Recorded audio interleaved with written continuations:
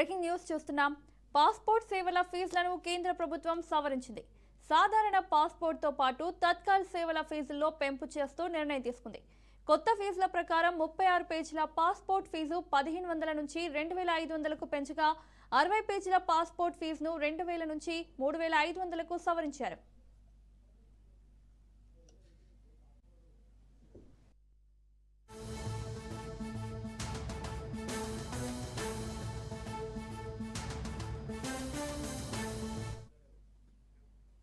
తత్కాల్ విధానంలో 36 పేజీల పాస్పోర్ట్ ఫీజును 5000గా, 60 పేజీల పాస్పోర్ట్ ఫీజును 6000గా నిర్ణయించారు.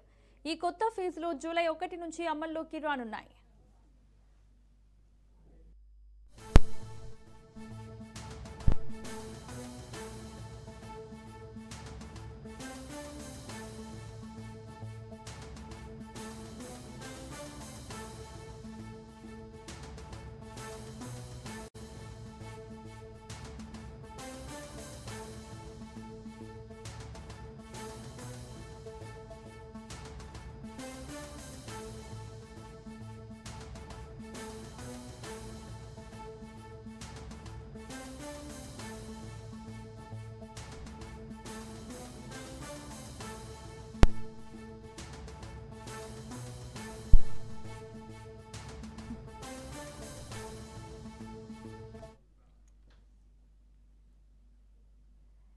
ఎమర్జెన్సీ భారతదేశ చరిత్రలోనే అదో చీకటి అధ్యాయం. 1975 జూన్ 25 అర్ధరాత్రి నుంచి 1977 మార్చి వరకు 2 ఏళ్ల పాటు సాగిన అరాచకానికి చారిత్రక సాక్ష్యం. రాష్ట్రపతి ఫక్రుద్దీన్ చేత ఎమర్జెన్సీ ప్రకటన చేయించిన ఇందిరాగాంధీ సర్వాధికారాల్ని తన గుప్పెట్లో పెట్టుకున్నారు. తనకు ఎదురు తిరిగిన వాళ్లను నిర్దాక్షిణ్యంగా కటకటాల్లోకి నెట్టారు. చివరకు పత్రికల్ని సైతం వదలలేదు. ప్రజాస్వామ్య భారతంలో ఆమె ఓ నియంతలా చెలరేగిపోయారు. ఇండియాలో ఎమర్జెన్సీ విధించి 51 ఏళ్లు పూర్తయింది. నేటికి ఆ చేదు జ్ఞాపకాలు భారతీయుల మెదళ్లలో మెదులుతుంటాయి.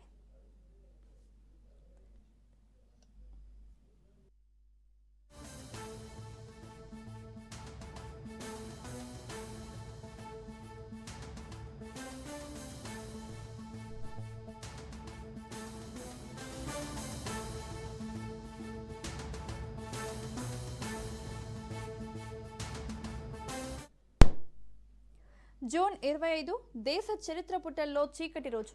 కొందరికి పీడకల, మరికొందరికి చేదు జ్ఞాపకాల దొంతర. 1975 నుంచి 1977 వరకు 21 నెలలు భారతావని అట్టుడికిపోయింది. ఎమర్జెన్సీకి 51 ఏళ్లు పూర్తయినా ఆ గాయాలు నేటికి అలాగే కనిపిస్తున్నాయి. అందుకే మోదీ ప్రభుత్వం ఏటా రాజ్యాంగ హత్యా దినం జరుపుతామని 2024 జూలై 12న ప్రకటించింది. దీంతో ఎమర్జెన్సీ అంశం రాజకీయ రగడకు దారితీసింది. కమలనాథుల వాదనతో కాంగ్రెస్ విభేదిస్తోంది. 11 ఏళ్ల మోదీ పాలనను అప్రకటిత అత్యవసర పరిస్థితిగా అభివర్ణించింది. ఎమర్జెన్సీ సమయంలో కంటే నరేంద్రుడి హయాంలో ప్రజాస్వామ్యం 5 రెట్లు ఎక్కువగా దాడికి గురైందని ఘాటు విమర్శలు చేసింది.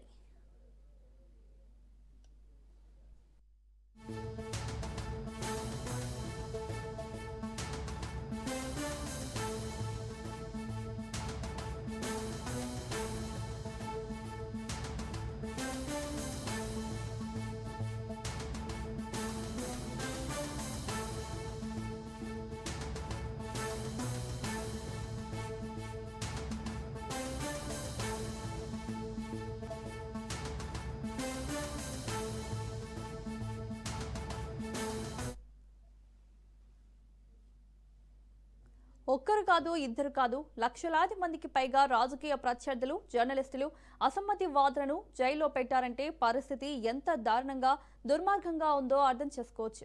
ఆ సమయంలో ఇందిరా కుమారుడు సంజయ్ గాంధీ కుటుంబ నియంత్రణ అంటూ వాసెక్టమీ ఆపరేషన్లు నిర్వహించడానికి ప్రచారం నిర్వహించారు. దేశానికి అంతర్గతంగా, బహిర్గతంగా ముప్పు ఉందని ప్రతిపాదన చేసింది ఇందిరాగాంధీ. ఆమె ప్రతిపాదనలను నాటి రాష్ట్రపతి ఫక్రుద్దీన్ అంగీకరించారు. దేశ ప్రజల స్వేచ్ఛనే ప్రశ్నార్థకం చేసింది ఎమర్జెన్సీ.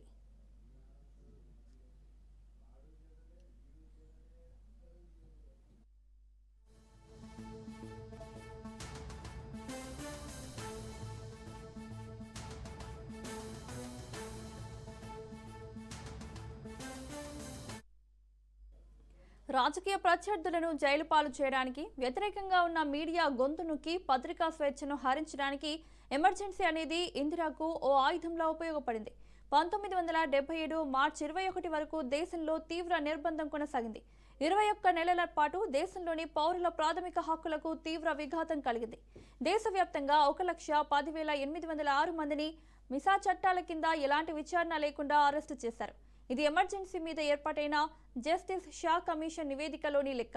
స్వాతంత్ర పోరాటంలో 1942 నాటి క్విట్ ఇండియా ఉద్యమకాలంలో భారత ఉపఖండ వ్యాప్తంగా బ్రిటిష్ పాలకులు అరెస్టు చేసిన ఉద్యమకారుల కన్నా రెట్టింపు సంఖ్య.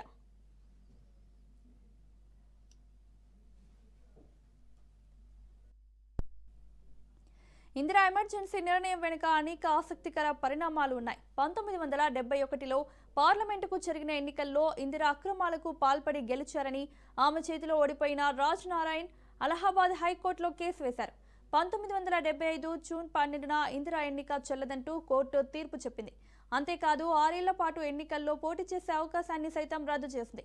దీంతో ప్రధానికి వ్యతిరేకంగా జయప్రకాష్ నారాయణ, రాజ్ నారాయణ్, మొరార్జీ దేశాయ్ వంటి నేతల నాయకత్వంలో ఆందోళనలు చెలరేగాయి. ఇందిరా వెంటనే పదవి నుంచి తప్పుకోవాలని ఆనాడు నేతలంతా ముక్త కంఠంతో డిమాండ్ చేశారు. అలహాబాద్ హైకోర్టు తీర్పును సుప్రీంకోర్టులో ఇందిరా సవాల్ చేయగా 1975 జూన్ 24న సుప్రీంకోర్టులో సైతం ఆమెకు వ్యతిరేకంగా తీర్పు వచ్చింది. అయితే ఆమె ప్రధానిగా కొద్ది కాలం కొనసాగడానికి మాత్రం కోర్టు అనుమతించింది. దీన్ని అవకాశంగా తీసుకున్న ఇందిరా ఆ మరుసటి రోజే జూన్ 25 రాత్రి దేశవ్యాప్తంగా ఎమర్జెన్సీ విధిస్తున్నట్లు ఆనాటి రాష్ట్రపతి ఫక్రుద్దీన్ అహ్మద్ చేత ప్రకటన చేయించారు. సర్వాధికారాలు తన గుప్పెట్లో పెట్టుకుని 2 ఏళ్ల పాటు దేశంలో అరాచక పాలన సాగించారు.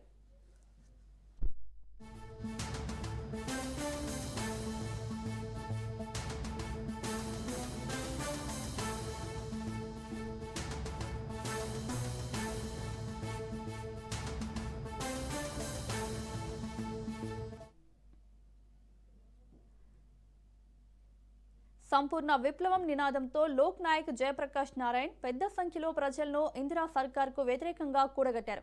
ఎమర్జెన్సీ వ్యతిరేక ఉద్యమానికి దిక్సూచిలా నిలిచిన ఆయనను అరెస్టు చేసి జైల్లో పెట్టారు. జనతా పార్టీ, కాంగ్రెస్, సోషలిస్ట్ నేతలు దేశవ్యాప్తంగా నిర్బంధాన్ని ఎదుర్కొన్నారు. కార్మిక, విద్యార్థి, యువజన, రైతు సంఘాల నాయకులతో పాటు సామాజిక కార్యకర్తలను పెద్ద సంఖ్యలో అరెస్టు చేశారు. నాటి ఎమర్జెన్సీ గాయాలు నేటికి మానడం లేదు.